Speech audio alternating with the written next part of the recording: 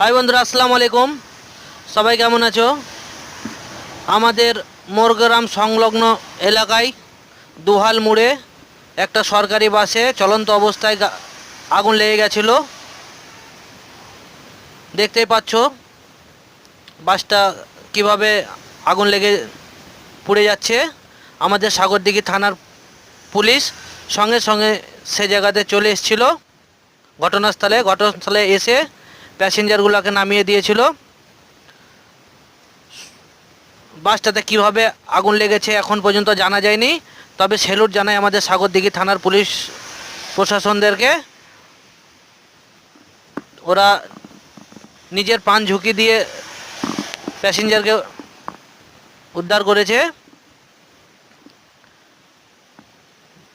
নিমেষের মধ্যে বাসটা পুড়ে ছারখার হয়ে গেল। দেখতেই পাচ্ছেন আমাদের সাগরদিঘি থানার পুলিশ সব নিয়ন্ত্রণ করলো। তো ভালো থাকো, সুস্থ থাকো, সবাই নিজের খেয়াল রাখবে।